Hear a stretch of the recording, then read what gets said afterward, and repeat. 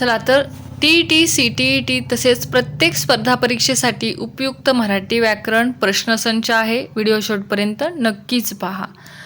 पुढील शब्दातील भाववाचक नाम कोणते? पर्याय 1 विजया, पर्याय 2 सौंदर्य, पर्याय 3 गाव, पर्याय 4 सागर. आणि तुम्हीही कमेंट बॉक्समध्ये उत्तर टाईप करून चेक करत चला. आणि बरोबर उत्तर आहे 2 सौंदर्य. पुढील प्रश्न, पुढील शब्दातील सामान्य नाम कोणते?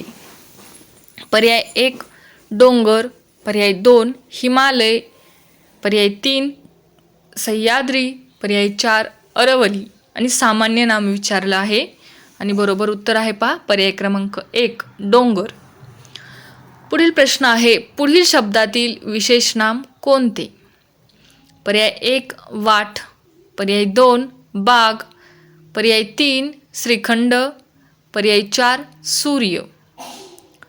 विशेष नाम विचारलं आहे. यासाठी तुम्हाला शब्दांच्या जाती येणं गरजेचं आहे आणि बरोबर उत्तर आहे सूर्य. पुढील प्रश्न आहे, पुढील शब्दातील पदार्थवाचक नाम कोणते? पर्याय 1 गंगा, पर्याय 2 पतंग, पर्याय 3 श्रीखंड, पर्याय 4 शौर्य. पदार्थवाचक नाम विचारलं आहे त्यामुळे पर्याय क्रमांक 3 श्रीखंड हे उत्तर बरोबर आहे. पुढील प्रश्न आहे, पुढील शब्दातील समूहवाचक नाम कोणते?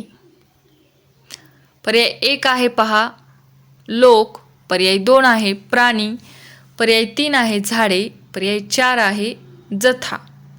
आणि समूहवाचक नाम विचारलं आहे आणि बरोबर उत्तर आहे पर्याय क्रमांक 4 जथा. पुढील प्रश्न, पुढील वाक्यात अधोरेखित शब्दाचा सर्वनामाचा प्रकार ओळखा. प्रश्न आहे, काल तुमच्या घरी कोण आले होते? आणि अधोरेखित शब्द आहे कोण. पर्याय 1 पुरुषवाचक, पर्याय 2 संबंधी सर्वनाम, पर्याय 3 अनिश्चित सर्वनाम, पर्याय 4 प्रश्नार्थक सर्वनाम. अधोरेखित शब्दाची सर्वनाम ओळखायचा आहे. आणि उत्तर आहे पर्याय क्रमांक 4 प्रश्नार्थक सर्वनाम. पुढील प्रश्न आहे पहा, आपण स्वतः 2 शब्द बोला. आणि आपण याला अधोरेखित आहे पहा. पर्याय 1 प्रश्नार्थक सर्वनाम, पर्याय 2 पुरुषवाचक सर्वनाम, पर्याय 3 आत्मवाचक सर्वनाम, पर्याय 4 दर्शक सर्वनाम. आपण हे सर्वनाम कोणत्या प्रकारचं आहे? पर्याय क्रमांक 2 पुरुषवाचक सर्वनाम. पुढील प्रश्न, जो मुलगा उंच आहे तो धावण्यात पहिला आला. आणि अधोरेखित आहे जो. पर्याय क्रमांक 1 दर्शक सर्वनाम, पर्याय 2 पुरुषवाचक सर्वनाम, पर्याय 3 संबंधी सर्वनाम, पर्याय 4 आत्मवाचक सर्वनाम. आणि बरोबर उत्तर आहे संबंधी सर्वनाम. पुढील प्रश्नाकडे वळूयात. प्रश्न आहे पहा, तेथे काय घडेल मला सांगता येणार नाही. आणि काय हे अधोरेखित आहे पहा. पर्याय 1 प्रश्नार्थक सर्वनाम, पर्याय 2 अनिश्चित सर्वनाम, पर्याय 3 दर्शक सर्वनाम, पर्याय 4 आत्मवाचक सर्वनाम. आणि बरोबर उत्तर आहे अनिश्चित सर्वनाम. पुढील प्रश्न आहे, मराठी भाषेत एकूण मूळ सर्वनामे किती आहेत? पर्याय 1 8, पर्याय 2 9, पर्याय 3 7, पर्याय 4 10. मग मराठी भाषेत एकूण मूळ सर्वनामे किती आहेत? तर 9 आहेत पहा. पर्याय क्रमांक 2. प्रश्न आहे, पुढील वाक्यातील अधोरेखित शब्दाचा विशेषण प्रकार ओळखा. प्रश्न आहे, पुढील शब्दातील गुणविशेषण कोणते? पर्याय 1 कडू कारले, पर्याय 2 10 लिटर दूध, पर्याय 3 अर्धा मीटर कापड, पर्याय 4 पुष्कळ धान्य. आणि गुणविशेषण विचारलं आहे त्यामुळे पर्याय क्रमांक 1 कडू कारले, कारल्याबद्दल गुण सांगत आहे ते. पुढील प्रश्न, पुढीलपैकी कोणत्या शब्दात संख्या विशेषण आहे?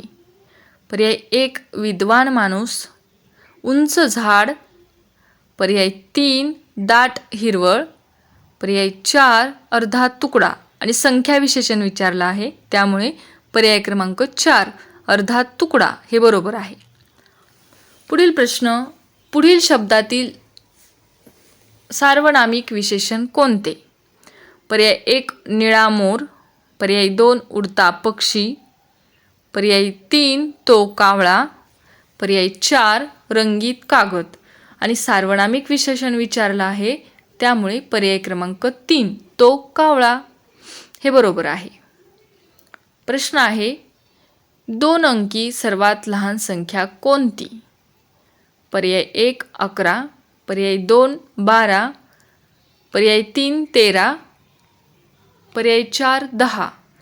2 अंकी सर्वात लहान संख्या ही 10 आहे पहा, पर्याय क्रमांक 4. पुढील प्रश्न 3 अंकी सर्वात मोठी संख्या कोणती? 1 1000, पर्याय 2 999, पर्याय 3 200, पर्याय 4 998. 3 अंकी सर्वात मोठी संख्या 999 ही आहे, पर्याय क्रमांक 2 हे उत्तर बरोबर आहे.